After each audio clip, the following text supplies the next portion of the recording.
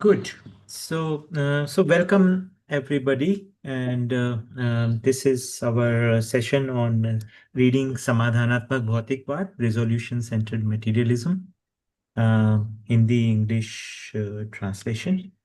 So first of all, I want to express my gratitude towards Shraddha Nagaraj ji, who has given this darshan and this Samadhanatmak Bhautikvad, which we are reading, and thereafter we have been we are presently doing the chapter number 2 of this book, which is History of Humans. So we have covered the history from many dimensions. We are presently reading the political history, or how Rajnaitik Itihas. So so I'll just share the document here. Anybody, meanwhile, wants to make any observations or comments, something that we have done so far? Anything that you would like to say or add to this?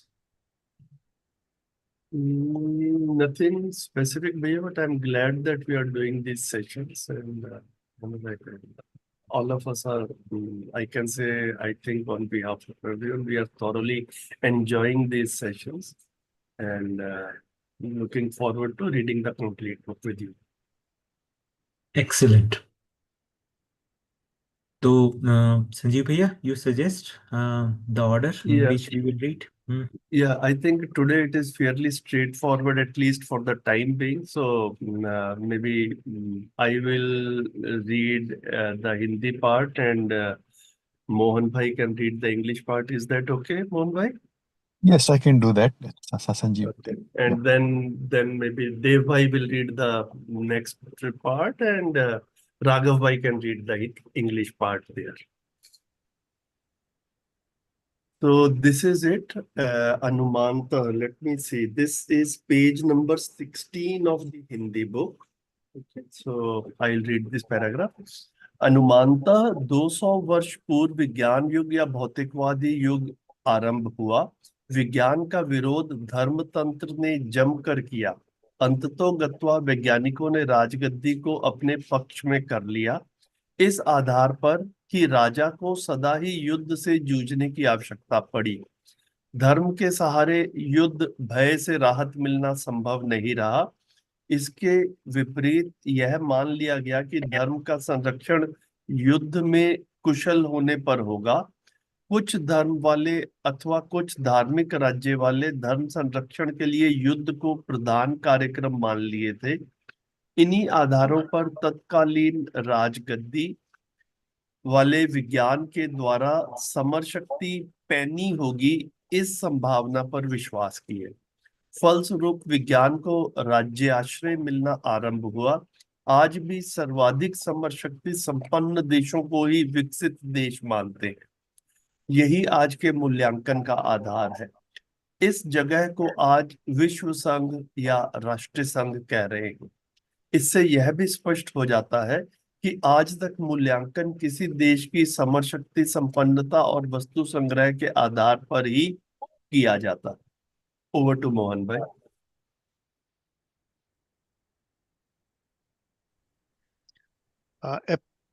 Approximately 2 centuries ago, the age of science or materialism began.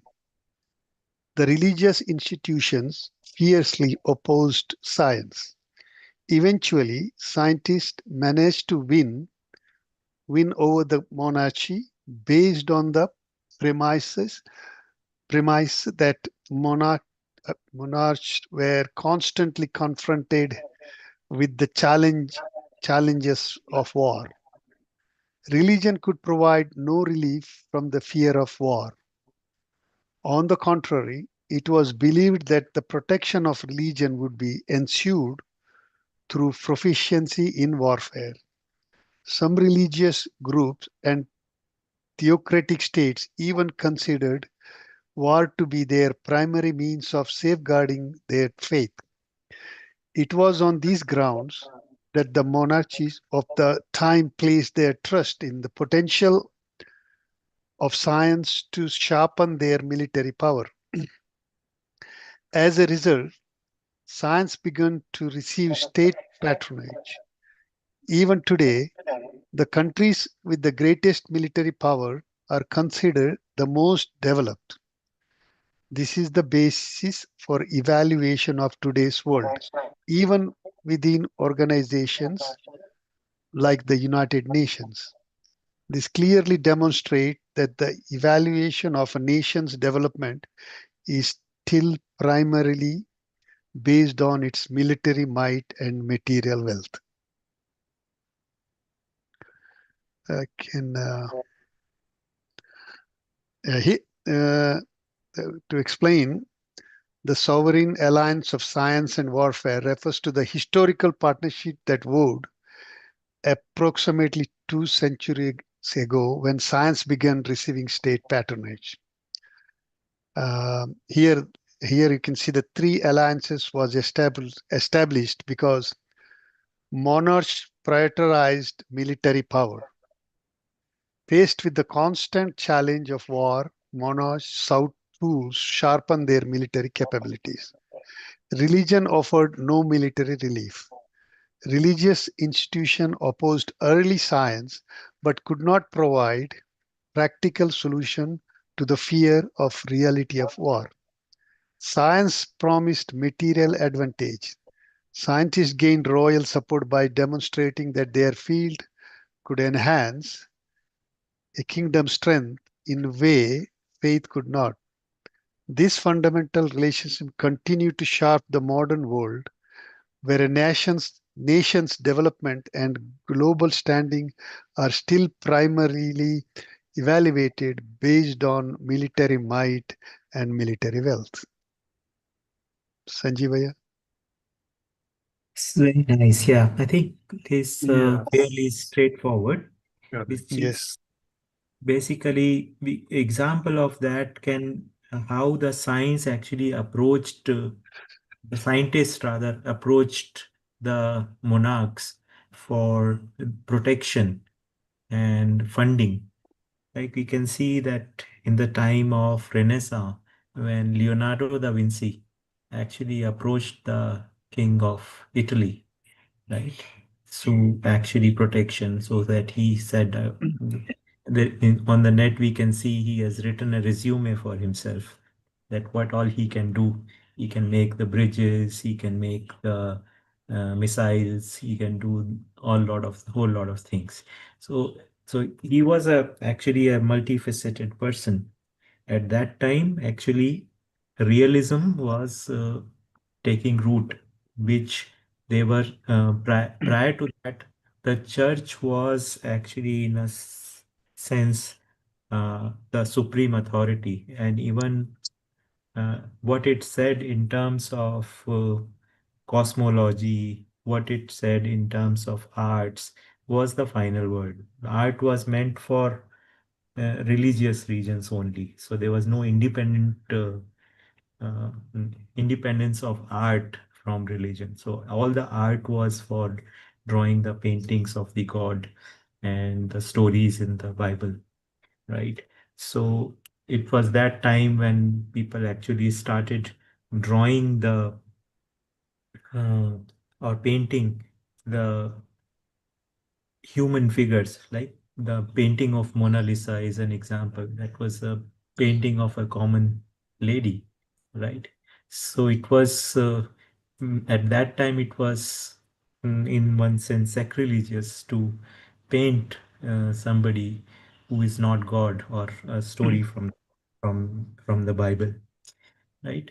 So in that sense, that was the time the realism actually started, and the scientists actually sought the protection of the monarchs because they required protection they in many ways they were their discoveries were going against what was written in the sacred text, so they required some protection, so they promised the monarchs that we will actually provide you the means for fighting the wars. You need to fight the wars, and war was an imminent threat all the time for these small or big kingdoms.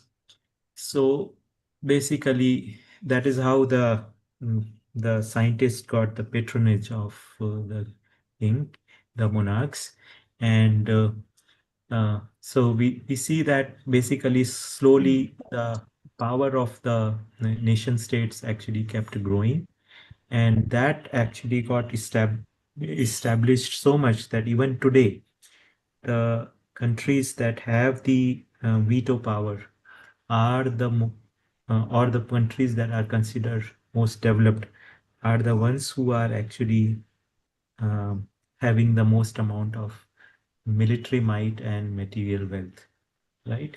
So that is the basis in which, in some sense, the underlying principle there seems to be that might is right, and those people who have this this thing will be able to dictate what others should do. And essentially, there is an assumption there that if everybody follows the example of these developed nations, they will also eventually develop through the trickle down method, right? And the whole world will become prosperous thereby. So that is the assumption, and clearly now people are seeing that that is not the model that is working, right? And the wealth is getting more and more concentrated, and fewer number of people, and 99% or 90% of the people are actually its wealth is concentrated into the hands of very few percentage of 4 or 5% of the world population is actually having the max hold of maximum material wealth, and they are calling the shots, right? So the idea of trickle down economy is not working. Yeah, that's something we can see all over the world. Yeah. Anybody wants to add to this? Anything? Two things we have. One is since you already mentioned Leonardo da Vinci, and who actually got uh, is like famous basically in 15th century, and then of course Einstein approximately late 17th century. So I don't know, maybe Einstein. it need like if it says it says approximately 2 centuries ago. So this might be a little uh, limited time mentioned here. Um, Going by what you mentioned, Yeah, that's true. So if maybe the science basically, if you look at it, 18th century is when it started. Science as we know it. S- right? So okay, so so there is something called scientific revolution, which again started approximately 350 years ago. Again, Hmm, Einstein is hmm. like one main character in that. Um, anyway, I'll move on to the second part, which is are we actually trying to conclude something in this paragraph by mixing science and monarchy, that it maybe gave an edge to rulers, the system? Yeah, basically here some historical account is being given that how actually science began, and church or the religion in some senses came against that, and then actually the scientists for seeking protection they went to the monarchs, and then science actually had some independent under that protection basically scientific ideas developed, and development of these scientific ideas led to industrial revolution and whole lot of other discoveries. Then with these ideas also the fabric of society also changed, and slowly the rise of materialism actually started happening, and the seat of business actually became more prominent. And as we were seeing that monarchs actually became less popular and the democracy actually came about. The idea of democracy was also in some senses developed from these materialism concepts only. So that is where we can see the evolution of history is happening. The more and more of initially the idealism was actually taking the hold, and slowly the science developed. Science developed with that the ideas of democracy and those things happened. Then the societies changed and the political landscape also changed along with that. That is what we are actually discussing here. Right, Bia. Thank you.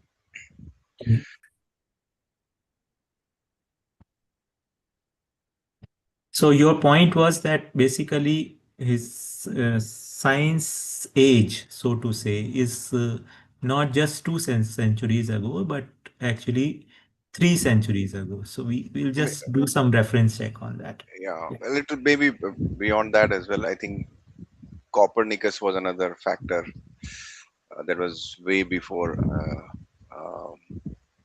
Albert Einstein. No, No, see, Einstein was 1900 I'm only. sorry, Newton. I wanted to say I always mix up these two characters. Newton, I meant Yeah. that was 17, late 17th century. Right. Mm, So yeah, we'll just see where we'll do some reference check on age of science and I mean, materialism, where what were its roots. Yeah. one question I have, should we, for example, these dates and times, I was just trying to focus on the emphasis that was being made that the science is being used for doing the things that science are being done is for improving the military might and material wealth and not for the humanity's good. And it is getting derailed. So I think that seems to be the major gist. How important are these specific facts? I don't think it should be like a Bible that this 2 centuries is wrong or something like that, but it is just a reference number. Mm-hmm. So, right.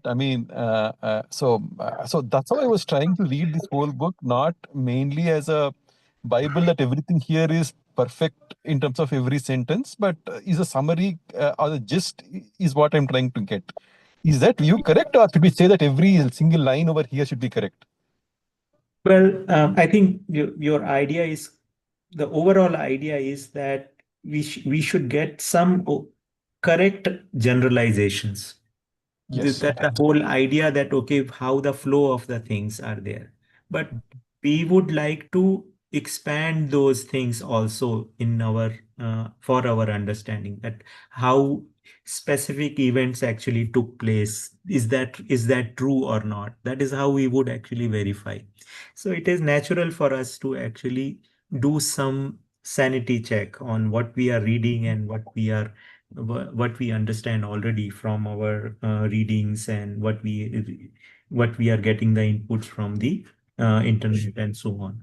So I would agree that some of the things that are written in the book may not actually meet the criteria, the test of exactness, right, in terms of this thing. But overall generalization, overall direction, I think there will be it should match. It should match. Understood. Yeah. We can move to the next para. So as we discussed, Deva, you can read the Hindi part and Raghav, I will read the English part. जी भैया, राजनैतिक इतिहास में उल्लेखनीय बात यह है कि सबसे पहले ईश्वर को सर्वशक्तिमान मानते हुए शक्ति केंद्रित शासन की कल्पना दी गई। तत्कालीन तथाकथित ज्ञानियों, बुद्धिजीवियों से ऐसा ही करना बन पाया। इस परिकल्पना का मूल रूप ईश्वर स्वयं रहस्य ही रहा। ऐसी रहस्यमयी मान्यता का आधार केवल मानव की कल्पनाशीलता व कर्म स्वतंत्रता ही रही। रहस्यमय ईश्वर और मानव की कल्पनाशीलता के साथ आस्था सूत्र को मिलाकर संपूर्ण ताना बाना बन गया। इससे मानव कुल दुविधाओं का सामना करता ही आया। दूसरा, जैसे ही विज्ञान युग आया, पुण्य से स्वर्ग में मिलने वाली वर्णित सभी प्रकार के पुण्य भोग गली गली में, बाजारों में, प्रसादों में, भवनों में, झोपड़ियों में, मैदानों और सड़कों में खुलेआम मिलने लगा। पहले से पुण्य भोग के रूप में भोग लिप्सा को पैदा किए ही थे। इस भूमिका को सभी प्रकार के धर्म ग्रंथों ने पूरा कर लिया था। इसलिए इंतजार के बिना, अर्थात मरने के बाद स्वर्ग में बढ़िया विविध भोग मिलेंगे, तब तक इंतजार करो। तत्काल नगद मिलने वाले भोगों के प्रति लोकमानस लपक कर उत्सुक हुआ। इसमें यह भी पहलू उभर आया कि जितनी बातों के लिए धार्मिक राजनीति में मना किया गया और उसे पाप कहा गया, जैसे चोरी, बदमाशी, लूट-खसोट, शोषण, संग्रह, इसी पाप को करने वाले विज्ञान युग में सभी भोगों को नगद पा लिए। आज की स्थिति यही है कि परस्पर सभी संबंधों में धन को प्रधान मान लिया गया। फलतः धन के लिए प्रयास देखा जा रहा है। यह भी देखने को मिला कि शुद्ध पानी व शुद्ध हवा के लिए भी पैसा चाहिए। इस प्रकार शरीर यात्रा के हर पहलू में पैसा प्रधान हो गया। फलस्वरूप सभी प्रकार के राजतंत्र आर्थिक राजनीति में अंतरित हो गए। Okay. Then, एक minute, just 1 minute. I'll put it on the next paragraph so that it becomes yes, sure, understood. next page rather. Yes. Okay, I will. The noteworthy aspect of political history is that the earliest conception of power-centric rule was based on the belief in an omnipotent God. This was the best that the so-called wise and intellectuals of that era could devise. The foundation of the concept God remained a mystery. Human imaginativeness and the freedom of action were the only basis for such a mysterious belief. The intertwining of this mysterious God with human imaginativeness, bound together by the thread of faith, created the entire framework. As a result, humankind continually faced dilemmas. Secondly, the advent of the scientific age, all the pleasures once promised as heavenly rewards started to become openly available in streets, markets, palaces, buildings, huts, fields, and roads. The allure of these pleasures had already been cultivated by religious texts, such which promised them as rewards for virtuous deeds. However, in the scientific age, these pleasures became instantly available for cash, eliminating the need to wait for the afterlife to enjoy them in heaven. Consequently, the human mind eagerly sought out these immediate, tangible enjoyments. Furthermore, actions once condemned as sinful by theocratic rule, such as theft, thuggery, looting, exploitation, and hoarding, were rewarded with these pleasures in the scientific age, provided one had the means to pay them for them. Today, money has become the dominant factor in all relationships and all efforts directed towards acquiring it. It has even reached the point where pure water and clean air require payment. In this way, money has become the central to every aspect of life, leading to the transformation of all forms of governance into economic states. Yes, Rakesh. Yeah, would you like to add anything, Raghav? Yeah, the importance of money has grown, I think, is being, and all what this book said that you would get in afterlife, we can get now, right? Because of the science, everything is material. So, so how they build the concept of God and try to implement a kind of ethics that it's something you will get if you behave good over here, and the allure of all the comforts is now available right now. So the whole way in which the structure was built, people could see through science that it is not required, right? I mean, the things like the theft is bad, but why is it bad, right? If you can get it and then enjoy right now, theft is also good, acceptable, right? Right. So it will become like that. So there is no need. I mean, the structure of how I understood that how the thing was built, that you would get something in future. If you can get it now, why not, right? So all the things that are considered bad, I mean, is no longer relevant now, is what I could understand, Rakesh. Yes, Naga. So that is what we are say basically seeing that how coming with the coming of science, it is affecting the public beliefs, and the whole idea, the idealism was basically proposed was have giving the ideas of pap and punya, the sin and Mhm. virtue, and also heaven and hell. Right? If you basically do virtuous acts, even if you are poor, you will become rich in the afterlife. So all those promises somewhere basically, if you have cash, then you can actually get all the things that are being promised in the heaven, right, in this life itself. So many of the so once basically whatever was written in the sacred text started getting questioned, then the faith started eroding. And we see that political structure also, that the earlier was because the faith was the binding glue of all the society. Now the money became the uh, binding glue of all the people. So once the money became the binding glue, then the power became the our states became more like economic states. So therefore basically now pretty much all the states are essentially welfare states, right? Welfare in terms of economy, right? So there are very few states can be really be considered as theocratic states. Theocratic states meaning the states where where it is ruled based on the religious text. Like for example, Iran is considered as a theocratic state. Yeah. Yes, yes. So anyone would like to make any observation or comment on this?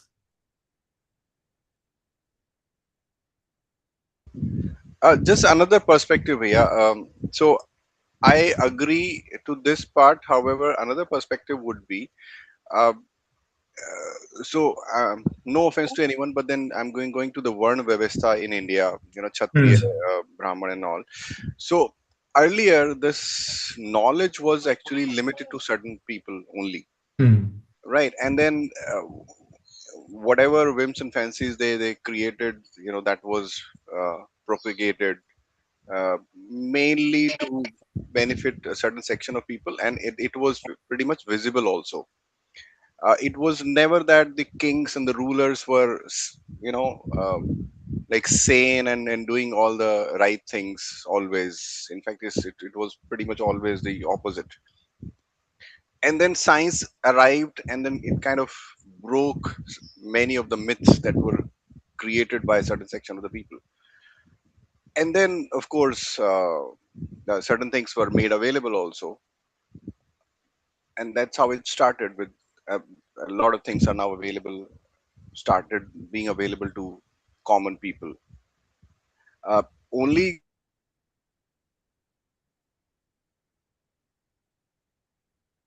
Your voice is I think the kind of- internet connection had a problem or something, Rakesh.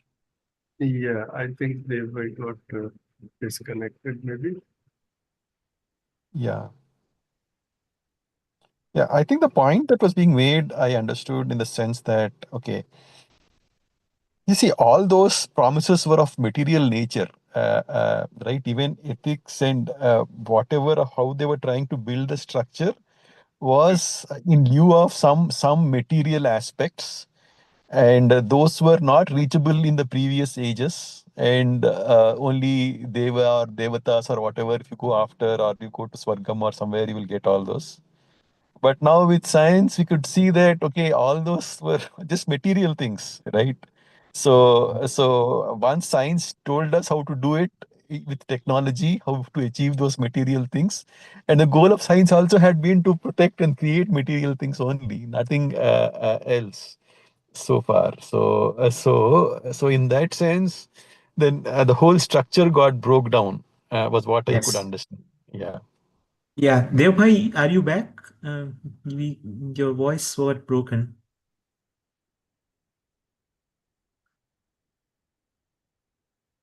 No, looks like not. But I see basically what I understood Devbhai making a point was that it's that not everything was all right. He was saying that many things may be right or may not have, science actually may have done something good by breaking the rigid structures of idealism, like for example the Varn Vyavastha, the etc. Where the four classes of society were made, the rigid classes. So, so over here also, we are also not saying that materialism is bad. It actually is made the world a worse place. In some senses, we are actually saying materialism was a progress from idealism because it basically brought logic to the fore and made it question many of the uh, many of the beliefs that it wanted to say that we are not going to blindly believe in what is written in the text. We would need to understand. So that is a that in that sense basically materialism can be said as a progress from the rigidity of idealism. But we see that materialism alone was not sufficient to actually give the solution for the problems of idealism. We see that materialism uh, did lead to a whole lot of accomplishments of science, right? But at the another level, it basically caused the alienation in the people and also the exploitation of the land, of the earth, right? Leading to some deadlocks that we are actually finding ourselves in.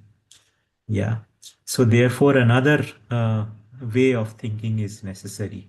So this is where Madhyas Darshan actually positions itself that okay, idealism came, and as a reaction to that, materialism came, and materialism actually ended up in actually destroying the earth itself, removing the or rather destroying the links that are there before the human being emergence in the process. So therefore, the need is there for another way of thinking, right? That is where it actually positions itself. Yeah. So thereby we continued discussion after you got disconnected. So now that you are back, I think, is there anything else you wanted to mention? No, yeah, that's it. Thank you. Yes. Okay. So now in the last few minutes, I see that Spencer has joined, Vandana Didi has joined, and Ganesh Bhaiya has joined. So maybe all of you, I assume, are in a position to read. Let's begin with Ganesh Bhaiya. Do you want to read this next paragraph which is on screen? हाँ जी भैया मैं पढ़ लेता हूँ। जी जी जी। इस संघर्ष युग में धार्मिक राजनीति का पराभव हुआ और आर्थिक राजनीति की पराकाष्ठा हुई। इसमें एक और निष्कर्ष निकलकर आता है कि इस आर्थिक राजनीतिक संघर्ष युग और गणतंत्र प्रणाली के चलते शासन की संभावनाएं टूट चुकी हैं। शासन की बुनियाद रहस्यमय होने से राजगद्दी में बैठे हुए व्यक्ति के प्रति रहस्योद्घाटन हो जाने से ईश्वर स्वयं ना तो किसी को मारने दौड़ता है ना ही बचाने दौड़ता है। यह स्पष्ट हो जाने से तथा हर व्यक्ति संग्रह का उम्मीदवार होने से शासन की बुनियाद ही हिल चुकी है। अस्तु इसका विकल्प समाधान युग का आरंभ होना है, जो स्वयं व्यवस्था के रूप में पल्लवित, पुष्पित और फलित होगा ही। भैया इंग्लिश में भी पढ़ लो। जी भैया। ठीक है, जी भैया। ठीक है, सभी को एक बार नमस्ते सुनाएं। In this age of struggle, religious politics met its downfall and economic politics reached its zenith. Another conclusion that emerges from this is that with the advent of economic politics and democratic system, the prospects for centralized rule have disintegrated. The foundation of centralized rule, being inherently mysterious, has been shaken by the exposure of those in power. It has become evident that the god neither rushes to kill nor to save anyone. And with everyone now vying for the accumulation, the very pillar of power centric rule have been destabilized. Thus, the alternative is the dawn of the age of resolution, which will inevitably sprout, blossom, and bear fruit as a form of orderliness. So, in this paragraph, basically, it is mentioned about the downfall of the religious politics and the growth of economic politics, indicating that now the economic system and democratic system they are progressing, and also the foundation of centralized rule, which was basically mysterious, has been shaken. Now it has been also been clear to the people that no, God neither saves nor kills, and with everyone now, they are now everyone has the right to accumulate. So this has started with the advent of economic politics and the science. These are the few changes which are emerging in the society, and it has been now since everyone has the right to accumulate, and everyone is now clear about the that there is a mystery about the religion politics. They are now moving towards the age of resolution. This जी is भैया। and rather it will be in the end it has been mentioned that it will sprout and it will bear fruit in the form of orderliness. तो ये व्यवस्था और धर्म की बात and में रखी। हाँ जी भैया। Yes, I think this is very good explanation also. So basically, what we are seeing is that as the religion itself became challenged, or the God himself became challenged, the old whole idea of centralized rule, where which was assumed um, in the form of the god, or the monarch was considered as a representative of god, and then the public representative basically took the place of that. So somewhere when the foundation of religious things were shaken, the faith in the centralized rule also became shaken. So but we are still having the democratic systems which are propagating centralized rule. So this is an anomaly which needs to be corrected. So this is what basically Babaji is actually saying, that there is a need for humans to live in a self-organized way rather than through centralized rule. Because centralized rule's foundation is on the basis of mysterious God, which no longer actually is it does not test the reason, and also the does not test the reality also, does not pass the test of reality also. So there is a need for humans to actually understand the reality and then live in a self-organized way, right? So he is basically putting that calling that as samadhan yuga, or the age of resolution. Ji.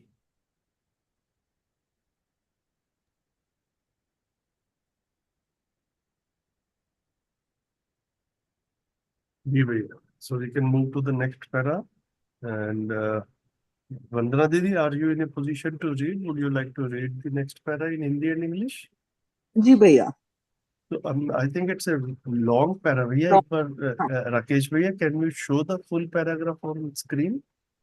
Yeah, Okay. it Okay, is. no problem. Yeah, so but I think these things go very well in a flow. So Vandana Didi, what we can do is you can read the Hindi part, and Spencer, maybe you will read the English part after this, and both of you can explain also. That's good. Yeah. जी वंदना दीदी हिंदी का आप पढ़ लीजिए. जी भैया. विगत के अवलोकन से यह पता चलता है कि राजगद्दी के साथ धर्मगद्दी और धर्मगद्दी के साथ राजगद्दी ओतप्रोत रहे हैं तथा एक दूसरे के साथ शासन और नीति के आधार पर तालमेल बनाए रखने के मौलिक प्रयास रहे हैं. यह लिखित इतिहासों से स्पष्ट होता है. धर्म का मूल तत्व ईश्वर, आत्मा, ईश्वर वाक्य, ईश्वर आज्ञा है, ऐसा माना गया है. जबकि ईश्वर अभी तक रहस्यमयी है अथवा रहस्य में छुपा हुआ है.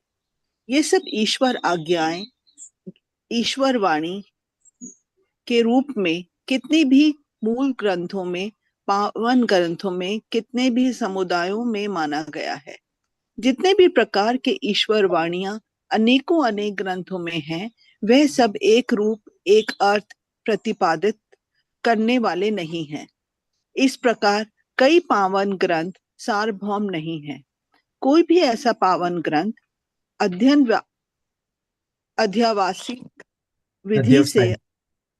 अध्यवसायी विधि से अर्थात रहस्य विधि विहीन यथार्थ सत्यता वास्तविकता पूर्ण पद्धति प्रणाली नीति सम्मत विधि से उसे अध्ययन गम्य नहीं करा पाया. पहले ही ईश्वर जिसकी अंतिम आई मिस्टर लाइन. पहले ही ईश्वर रहस्यमय रहा. ईश्वर पर आधारित सभी पावन ग्रंथ एक दूसरे से आत्मसात रह गए, असहमत रहे. फलस्वरूप वाद विवाद हुआ जिसकी अंतिम परिणति झगड़ा और युद्ध के रूप में हुई. युद्ध के लिए राजाश्रय की आवश्यकता रहा. इस प्रकार पावन ग्रंथ रूपी धर्म संविधानों भी वाद विवाद का केंद्र बना. हर आदमी किसी न किसी धर्म संविधान और राज्य संविधान में अर्पित होते ही आया है. धर्म और राज्य संविधान कौन चला गया? यहाँ पे हाँ, मैं पूरी लाइन फिर से पढ़ देती हूँ. हर आदमी किसी न किसी धर्म संविधान और राज्य संविधान में अर्पित होते ही आया है. धर्म और राज्य संविधान भिन्न भिन्न रहे. इसका फल यही निकलता है कि हर व्यक्ति दूसरे किसी पावन ग्रंथ को अथवा धर्म संविधान को मानने वाले के साथ वाद विवाद करते रहा. यही एकमात्र धार्मिक कार्य हो गया. इस विधि से हर व्यक्ति अपने पराई के दीवार बनाए रखा शिल्पी हो गया. फलस्वरूप सामान्य मानस अपने पराई की मानसिकता के साथ जीने को बाध्य हुआ. इसी मानसिकता के साथ जब जब दूसरे धर्म संविधानों के अनुसार करने आए, इसी मानसिकता के साथ जब जब दूसरे धर्म संविधानों को अनुसरण करने वालों के साथ झड़प होते ही रहा. आदमी आदमी को मारने के लिए, वध करने के लिए अपने पराये के आधार पर मानसिकता को तैयार करते आया. आज भी इस प्रकार की घटना बारंबार देखने को मिलती रही है. इस अपने पराये की दीवार बनाने के धंधे में सारा राज्य प्रबंधन संविधान संपूर्ण मानव धर्म संविधान सिमट गया. अब एक ही धंधा सभी समुदायों के साथ बचा है. वह है एक दूसरे समुदाय को कैसे मिटाएं. इसके अलावा और कोई चिंतन मानव मानस में जीता जागता दिखता नहीं है. इसी के साथ संग्रह भी समाया है. विकसित देश की समीक्षा स्मरण शक्ति के आधार पर ही विश्व स्तरीय संस्थानों में हो चुकी हैं। अब धर्म कहलाने वाले आधार पर भी मारपीट ही एकमात्र कार्यक्रम रहा है। इसीलिए यह बहुत सारा धन चाहिए ही। इसके लिए अनेक प्रकार के धन संचय करने के अनुसंधान भी कर ली गए। उस अनुसंधान की समीक्षा अर्थात धन संचय की समीक्षा शोषण, द्रोह, लूट खसूट के चौखट में स्पष्ट है। यह तो सिद्धांतों की है कि किसी का शोषण किए बिना धन संचय होगा नहीं। इस प्रकार इस क्रम में मानव अपनी संपूर्ण शक्तियां अर्थात कल्पनाशीलता, कर्म स्वतंत्रता, विचारशीलता जैसे मौलिक शक्तियों को दाव पर लगा चुका है। यह मौलिक इस प्रकार से है कि केवल मानव में ही कर्म स्वतंत्रता, कल्पनाशीलता और विचारशीलता पाई जाती है तथा प्रत्येक मानव व्यवहार प्रयोग में इसे प्रमाणित करता है। वह किसी अवस्था में अर्थात पदार्थ अवस्था, प्राणावस्था व जीव अवस्था में ऐसे प्रयोग व्यवहार नहीं दिख पड़ते हैं। इसलिए मानव में यह प्रमाणित होना मौलिक है। इस प्रकार से मानव में अक्षय शक्ति का होना प्रमाणित होता है। जी भैया। Spencer, over to you. Just 1 minute, I'll put it on the next page so that it is ji. more text comes on the screen. Yeah. Okay. An overview of the past reveals how the seat of state and the seat of religion have been deeply intertwined, with mutual efforts to maintain centralized control and its policies. This is evident from written histories.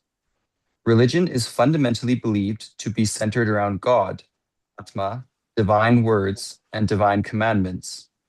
However, God remains mysterious, shrouded in enigma. These divine commandments, considered to be God's words, are enshrined in the sacred scriptures of numerous sects.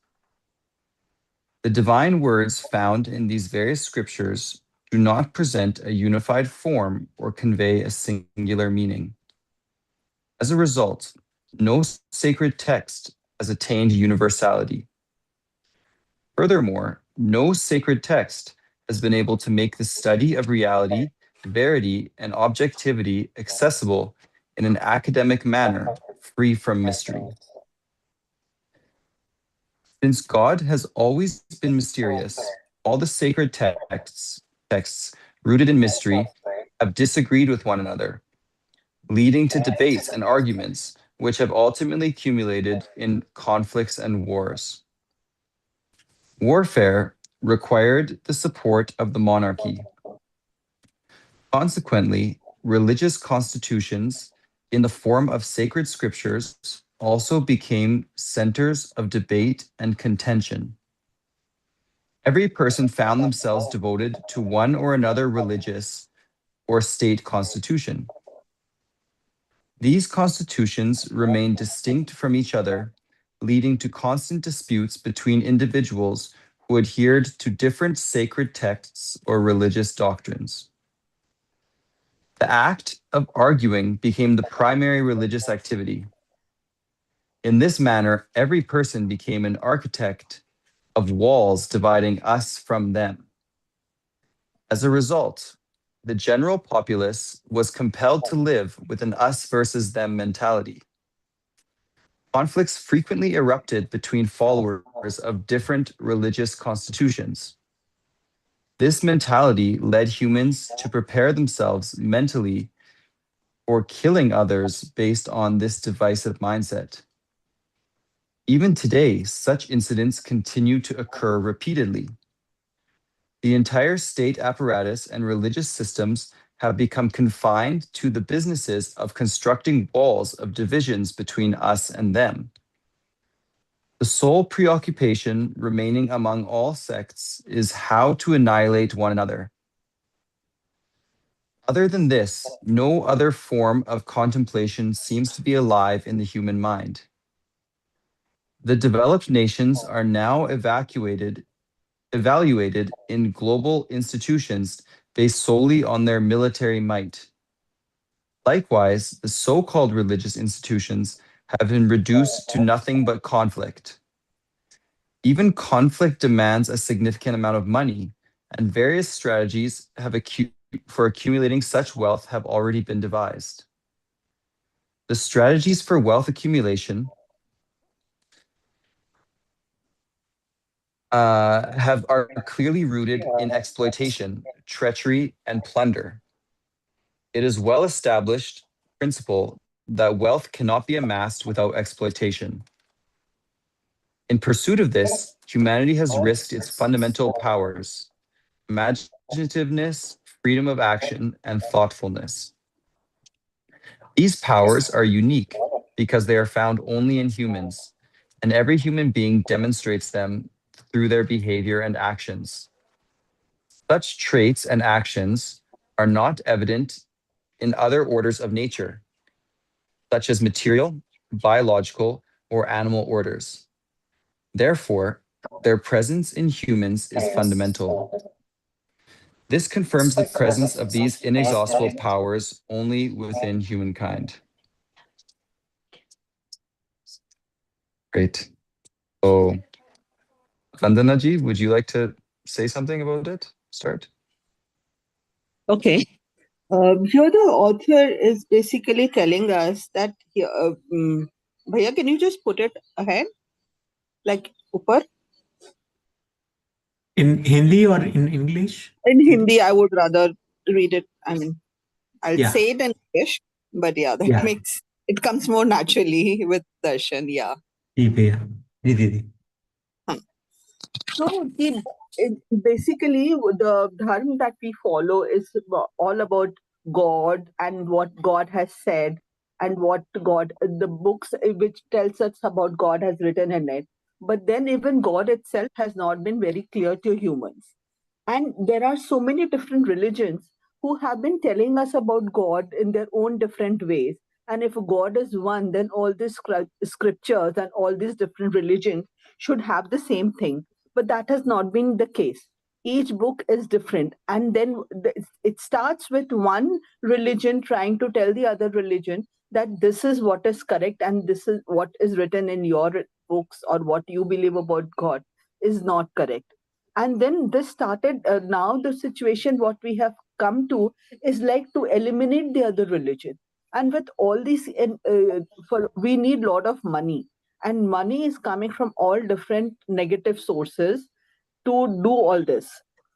So, and that is the whole thing that has become that just to the whole aim to the of the people who really believe and to uplift their own religion is to just eliminate the other religion. What all can be done? It can be all the negative things by either killings or using money which comes from these kind of things, just to eliminate the other religion so that they can uphold their own religion. Yeah. Thank you. Yeah, Spencer, you can add. Yeah, I would say when I read this paragraph, the sense that I got was that, yeah, of course, if many people are writing different stories, they're never going to be the same. You know, they're always going to have differences. They're just, especially if it's based on mystery, which is something you can't explain. It's like everyone's writing their own novel, and no two people are going to write the same novel. And then you have to convince your following, your crowd, that yours is the best. It makes the most sense. So I found it funny that he said a religion has basically become just like experts in debate or arguments. It's been like sort of um, come down to that low point, you know, where it's just about arguing to defend your particular story. And I think that's why he's saying towards the end that I didn't quite understand why he brought that up, but he's saying that it looks like we're risking our fundamental powers of imagination, freedom of action, and thoughtfulness. I think if we're just defending like some novels that were written who knows when,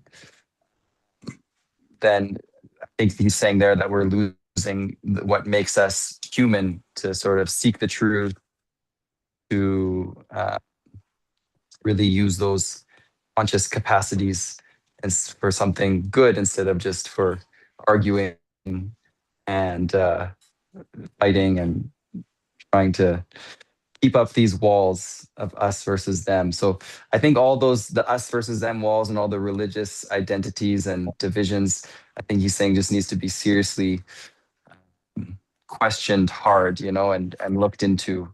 And we'll see how silly it all is. And certainly these last few paragraphs make it seem that way. It's just not the right path. It's fruitless. Yeah, very well said, Spencer. Actually, yeah, basically, one is that it is describing what is going on, and then they are also saying that humans have these powers of imaginativeness, freedom of action, and thoughtfulness, and where we have devoted these powers, which is actually not what they are meant for. They are meant for uh, searching the truth and living according to that, right?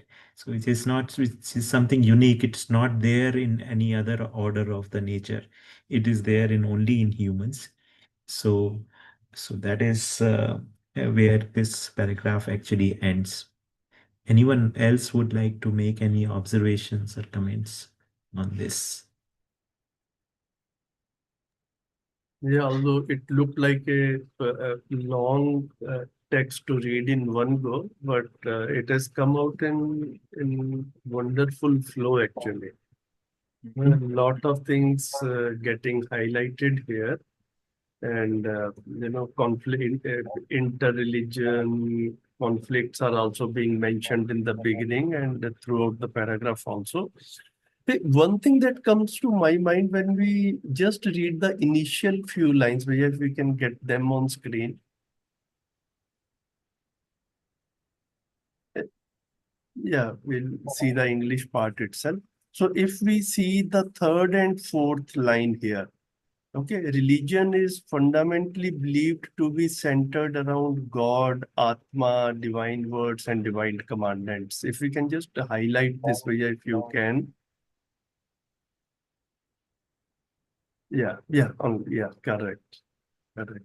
So, like then after this, it is being mentioned actually that, there are contradictions in text, one religious book says something or one guru says something, and then some other sect or their guru or their religious text scriptures, they something else. For example, we have religions which propagate the concept of God. We call it theism. And then there are atheists also who do not believe in the concept of God. So there are those contradictions which we can practically see. And I think in this paragraph, in this part, what we are seeing on screen, this is getting highlighted.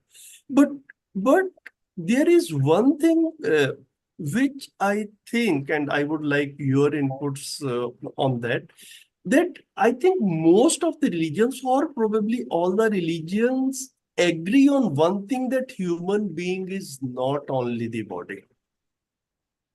Yep. Okay. If we go to Christianity, they call it soul. If we go to Islam, they call it ruh. If we are in Hinduism or our other philosophies which emerged in India, all of them call it, or most of them call it Atma, or maybe by some other name. So fundamentally, while there are a lot of contradictions, which create a lot of conflicts, there is one commonality in all religions, that all of them are saying that we humans are not only the body. So I do not know, by taking this common thread which is there in all the religions, can can it not be a foundation ground, and what is the challenge in that? If you have thought on that, why the exploration is not done from this point? Because science actually, a lot of people in our generation in the last 100 200 years, like in science, I see a lot of friends when I'm talking to them, they are strongly convinced actually that human being is brain driving the body. They dismiss the concept of body. They dismiss the concept of anything else beyond the brain in body, and they think that it is only faith. Basically, there is no logic behind it. What is the gap there, and why is humankind stuck there? I mean, if you have some views on that, that's what it will be good to hear. Yeah, I think that's a very important point that you have brought up, Sanjeev Bhaiya, that actually while science or scientists or various theories that are there, they seem to be open in actually discussing their beliefs and discuss and try to come at some sort of agreement. These different sects who actually have the commonness of their existing the um, I mean, after the end of life, something remains, right? All of them pretty much agree on that. That actually, it's not that the end of the body is the end of everything. So they basically are agreeing on that, but they are uh, not coming to the common ground of actually accepting that they would be. We will actually explore together what it is. Okay, so they actually still operate out of their shell only, their this thing only. They are not able to come, they are not ready to evolve their faith. They say that what Mahavir has said or what Jesus has said is the final word. They are not ready to evolve that further. So somewhere basically it actually has stopped evolving. So where Babaji has positioned himself, he's saying that I am not here to do the reformation of Buddhism or Hinduism or Sanatan Dharma or whatever. In terms of basically saying that, okay, how can pick up the thread from there and actually add something to that so that it becomes complete. Okay. So because he says there is so much rigidity over there that they are not ready to actually accept that there is some shortcoming over there. So, so he says that that is why he positions this darshan as vikalp or the alternative. That there is no openness over there to actually challenge some of the premises or the commandments and say so various reformers have come in these each of these faiths who actually uh, provided some new interpretations of things and brought some sort of social changes. Like even in the history of Christianity we can see, history of Hinduism we can see that reformists have come and they basically challenged the previous interpretations of this thing, but they held the essential mm, commandments as the fundamental, right? And they thought within that frame itself. They were not ready to break that frame. So that is where basically is stopping them to come together to actually evolve that understanding. So each of the religion has probably, I mean, in Buddhism, they are probably having something like cycle of dharma, in which they say that, okay, that this act takes the turn and then it is going to have a further evolution and so on. But it is not able to come to the understanding that we are talking about here. It is not open for universal understanding. Each one has the commitment that their faith is actually providing the universal answers. but they are actually, their stories are different, as Spencer was saying, that each one is actually giving a different story, and each one is having different symbols. And we are trying to actually see the correlation between different stories and different symbols, and those, that is never really basically working out. So it is so rigid, uh, Yeah. the belief Yeah. in the thing, that it is very difficult to actually come out of that thing. The institutions have become so deep rooted uh, in their own belief system, that they don't want to change a single word or single line to, or or question the authority. Yeah. So that Yeah. is very. Yeah. Yeah, in day-to-day conversations and my everyday life, these differences between religions, they are highlighted. I think this commonality that everyone is saying, that we are not only the body, okay. So there is a commonality also in religions. That is something we do not often hear. Okay, this is Yeah. only, so like that actually could be a good point, but you're right. Like there's a lot You of see, rigidity many attached. people Yeah. have tried to actually, some people have tried to actually see the unity in, like, for example, Gandhi ji tried to say, Ishwar Allah Tere Naam Sabko Sanmati De Bhagwan. Like, he basically tried to say that God is one by calling them by different names. Yeah. So, but it looks more like a wish rather than a real thought through thing, that okay, Yeah. where. An explanation of reality is missing. Like if we are not only the body, what is its evidence? That evidence has been probably lacking. Right. So you would actually, like Gandhi talked about, yes, there needs to be anekta mein ekta hona chahiye, but he was still, I mean, his point of standing was a Hinduism only. Yeah. Mm. So that is where basically somewhere the problem actually, Akbar did talk of that, okay, there needs to be all the faiths need to come together, right? Mm. But Mm. his standing was there in Islam. So they, so that's where it is. Yeah. So Ganesh Bhaiya wants to say something. Yeah. Yes, Bhaiya. I was also stuck up with this question which you have raised, Sanjeev Bhaiya. Whether it is very much clear that the body is going to die, but about the continuance of Jivan, that was always a doubt.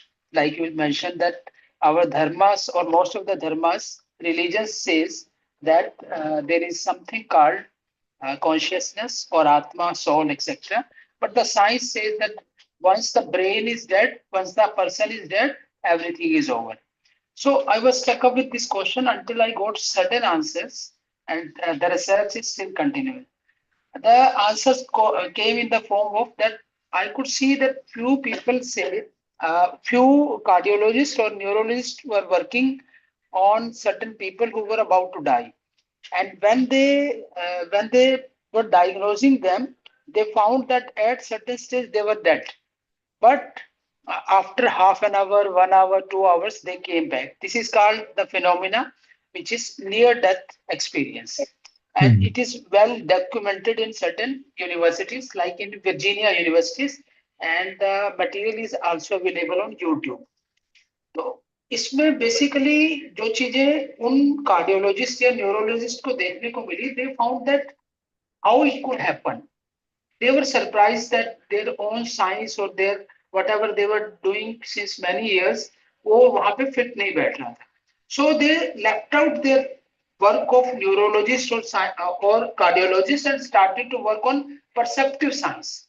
इस चीज को समझने के लिए उन लोगों ने अपना वो जो काम था वो भी छोड़ दिया और एक पूरा एक सेटअप तैयार किया, जिसको कि वो दे आर स्टिल स्टडिंग, है ना, और वो उसको डॉक्यूमेंट कर रहे हैं पूरे वर्ड से, जहां जहां से ये चीजें आ रही हैं. Secondly, there is a phenomena of री इनकारनेशन, या जिसको पुनर्जन्म की बात हम करते हैं, उसके भी कुछ एविडेंस मिले हैं और वो ऑथेंटिक ही मिले हैं, उसको भी डॉक्यूमेंट किया गया है। थर्ड थिंग जो मुझे समझ में आती है कि वो जैसे कि कोई भी बच्चा जन्म लेता है तो उसकी प्रवृत्ति अलग अलग होती है ना। तो इसका एक जो चीज निकल कर आती है बेसिकली दैट इज जब वो पर्सन की डेथ होती है और उस तरह की उसकी एक मानसिकता स्टैब्लिश होती है, तो उस मानसिकता या उस एटीट्यूड की कंटिन्यूस भी बच्चों में देखने को मिलती है।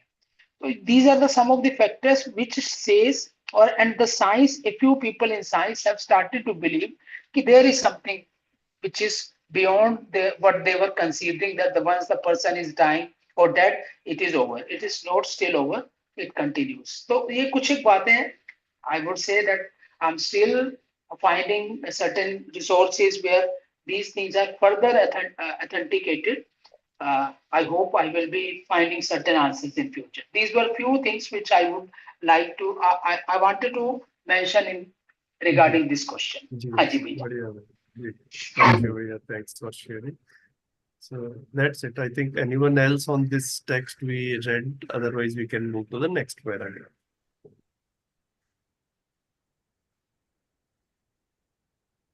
Okay, so Devbhai, will you read again? We begin the second round now. जी भैया, this one para. Yeah. Okay. धार्मिक और राजनैतिक संचेतना के आधार पर मानव संघर्षशील है ही। डिड आई से धार्मिक? आर्थिक और राजनैतिक संचेतना के आधार पर मानव संघर्षशील है ही। धार्मिक चेतना अर्थात धार्मिक ज्ञान अथवा धर्म कहलाने वाले ज्ञान कम से कम कल्पनाशीलता और विचारशीलता के रूप में कर्म स्वतंत्रता के आधार पर जितना और जैसा प्रमाणित होता है, उतने के आधार पर धर्म कहलाने वाले सभी मुद्दे संघर्ष में घिर आए। स्पष्ट भाषा में सभी प्रकार के धर्म कहलाने वाले सभी मुद्दे संघर्ष की गिरफ्त में हो गए। अर्थात सभी प्रकार के धार्मिक कहलाने वाले मानव अथवा विविध प्रकार के धर्म का नाम लेने वाले मानव संघर्ष के लिए बाध्य हो गए। सभी धर्मों के मूल में प्रतिपादित पाप पुण्य, स्वर्ग नरक से आस्था घट गई। साथ ही संघर्ष और भोग लिप्सा प्रज्वलित होती ही गई। इन्हीं कारणों से संघर्ष को अपनाया गया। आज की स्थिति में तथाकथित धर्म का डूबना एक अनिवार्य स्थिति बन चुकी है। Should I continue? जी भैया। Economic and political consciousness already define humans as inherently conflict prone. Religion, or what is termed as religious knowledge, based on the limited extent to which imaginativeness, freedom of action, and thoughtfulness manifest in human actions, has led to religious issues becoming entangled in conflict. Consequently, all those who identified as religious under various banners found themselves compelled to engage in struggle. This has resulted in erosion of faith in the core tenets of religions, such as sin and virtue, or heaven and hell. Simultaneously, the flames of conflict and the desire for indulgence have grown stronger. These factors drove religious individuals to embrace conflict. In today's context, the so-called demise of religion has become inevitable. Ji.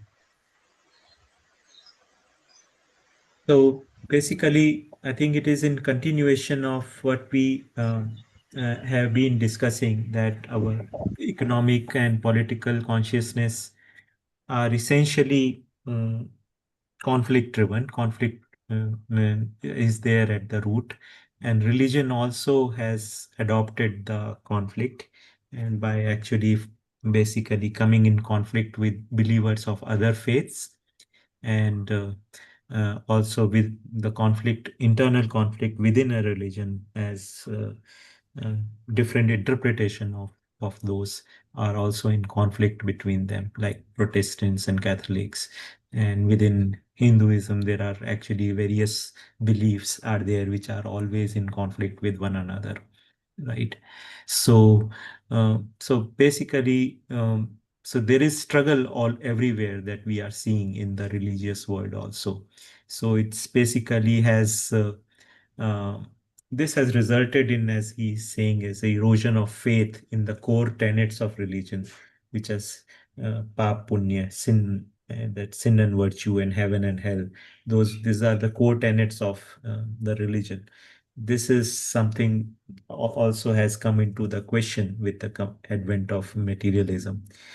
So, so basically, what he is saying is that religion, as in its original, in its form, uh, the demise of that is now inevitable. But as we had read in the previous paragraphs, that the places where, like for example, where the communism rose, uh, and religion was in some senses abolished, right? People basically felt there is a need for that. There was a sense of void that they felt in the absence of that, right? So this is the reason why religion in its present form is not able to give solution, but people have the need for religion at the same time. So this need needs to be fulfilled with something really tangible, or which Babaji is saying that it is the understanding of existence itself, which actually can fulfill that sense of void that we have um, in the absence of what the faith was providing. Okay. Yeah. I think we can read one more, or let's see. Yeah. जी जी इससे next वाला भी भैया दिखाएं screen पे, कितना बड़ा है वो? ये वाला ध्यान देने हाँ की बात, इसके इससे नेक्स्ट उससे okay, वाला that is तो वो लंबा हो जाएगा, है। लंबा हो जाएगा. हम्म, Let's read this one. I'll read this भैया. जी ध्यान देने का बात यह है कि व्यक्ति के रूप में प्रत्येक मानव सुख शांति चाहता भी है और इसे कहता भी है. जब वही आदमी किसी तथाकथित धर्म, संप्रदाय, मत, पंथ, रूढ़ियों के आधार पर बात करता है, तब और अधिक संग्रह और भोगवादी कार्यकलाप के संबंध में जब बोलता है, तब अपने पराये की दीवार बनाता ही है. सुख शांति के संबंध में कुछ भी करता है, कितनी भी बातें करता है, तब अपने पराये की दीवार नहीं बन पाता है. अपितु सुख शांति की अपेक्षा सभी मानवों में है, इसे स्वीकारता है. It is noteworthy that every individual desires happiness and peace and openly expresses this desire. However, when the same person speaks from the perspective of their so-called religion, sect, ideology, cult, or tradition, especially when discussing the acts of more and more accumulation and indulgence, they inevitably build walls of division between us and them. Conversely, when they talk about happiness and peace, regardless of how much is said, such divisive walls cannot be erected. Instead, they acknowledge that the expectation for happiness and peace is there in all humans. So, good, thought-provoking paragraph. Yeah, this seems to be tallying with what you were saying, that there is something which basically very much human, which is there present in all humans. Like, for example, the presence of consciousness. And he is saying that the expectation of happiness, peace is there, which is natural in humans. And all religion, even those people who are part of, say, have alliance with one or the other religion, when they talk about that, they talk about the universality of these things, these expectations. Yeah. So this is where he's. If we look at it, darshan begins by actually bringing attention for this universal expectation of happiness in human being. Yeah. So, yeah. So this is, I think we can attempt reading one more paragraph. We have about 10 minutes. Yeah. Devbhai is good at reading fast, so ये सही है.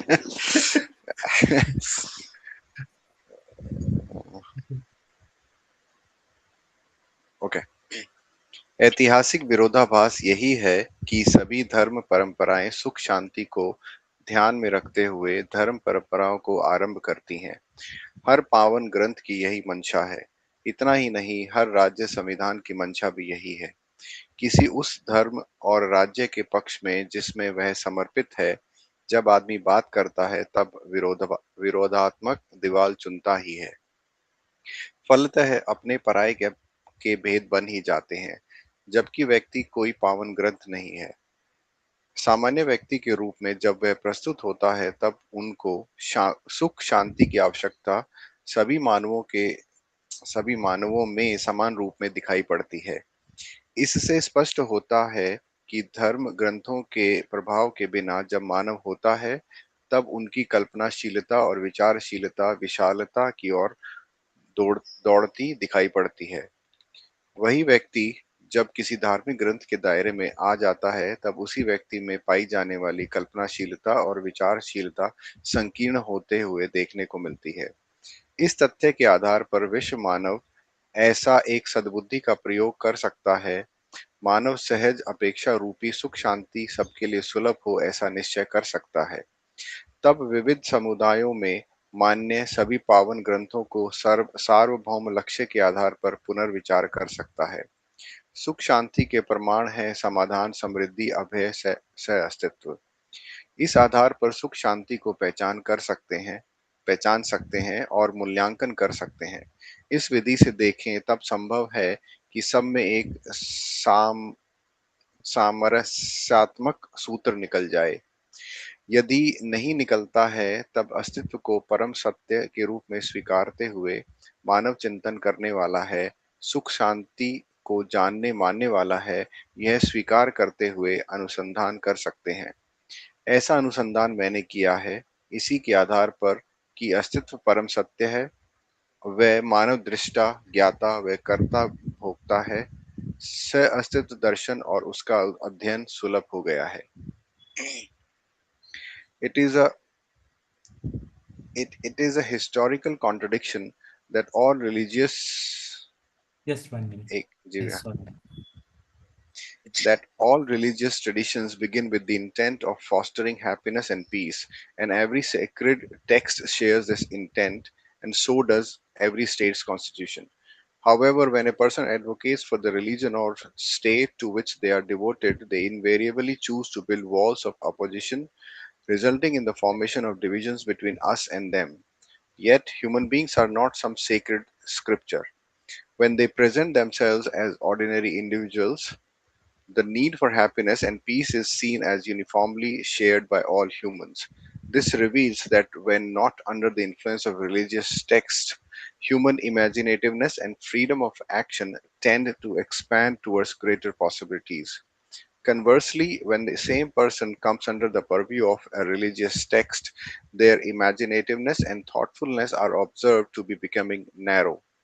Based on this fact, humans of the world can use their collective wisdom to ensure that the happiness and peace, which is the natural human expectation, becomes accessible to all.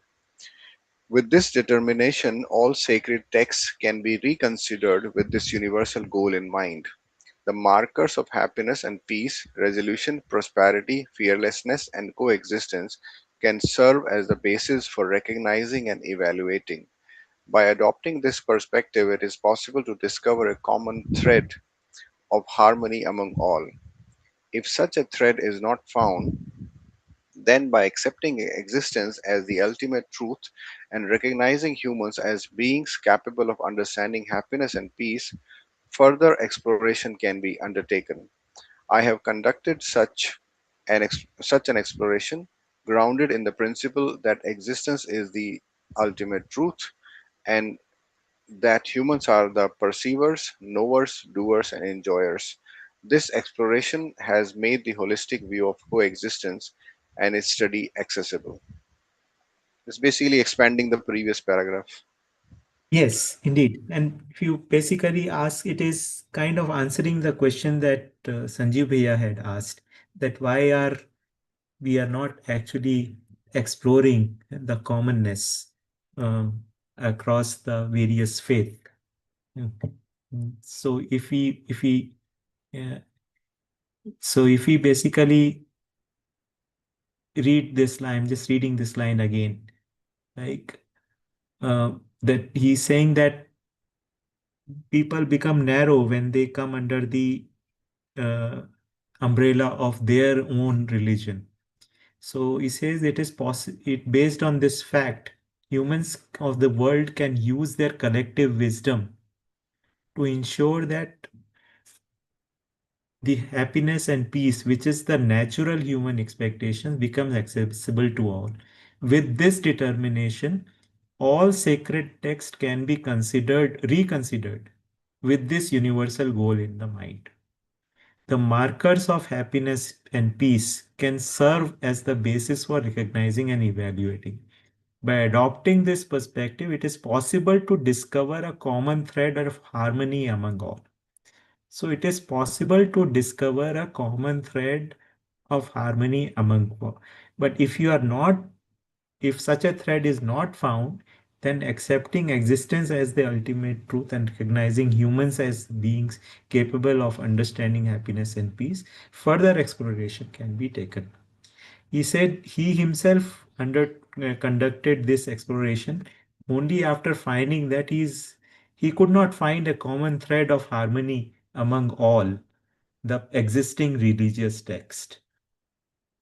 From actually whatever he basically had understood, he saw that the religion was divided and it was not able to give a logical answers for understanding reality.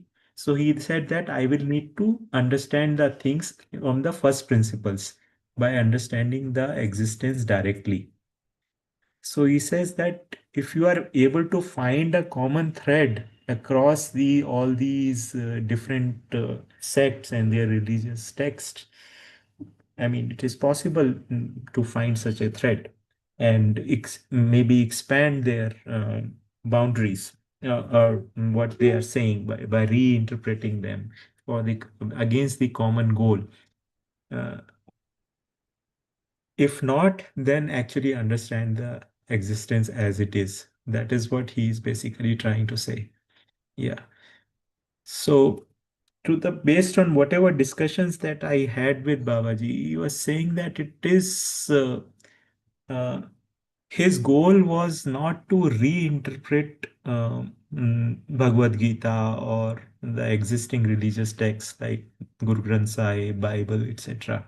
His goal was not to actually to actually reinterpret them, to say that, and to make the claims that they were also saying the same thing. Okay. He said that is not so. He says that human history is that of an awakening progression. They found to the truth to some extent, but were not able to actually actualize it because there was something lacking in them. Now, to actually go back to these religious institutions and say that there was something lacking in what your uh, propounder actually had said is not going to basically work all right with them. He had talked with the Shankaracharyas and all. He says that yes, and the Shankaracharya said that you have done a wonderful work. तुमने महत् कार्य किया है. Then he said, if you say that I have done something wonderful, then why don't you take this darshan and basically do its prabodhan from your institute? मैं इस दर्शन को आपके पीठ को समर्पित कर देता हूँ. He said no, that we will not, the पीठ इसको लेकर नहीं चल पाएगा. My institution will not be able to carry this forward, because if I were to do that, then I'll have to say that whatever we had been doing so far was actually falling short in some ways.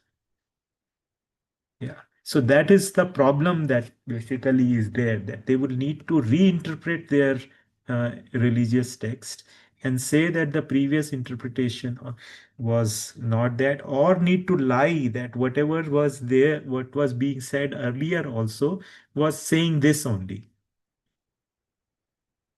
So if you see, that's the contradiction that we are really at. So this may be the place where we actually stop today. Anybody wants to make any observation or comment before we close for today?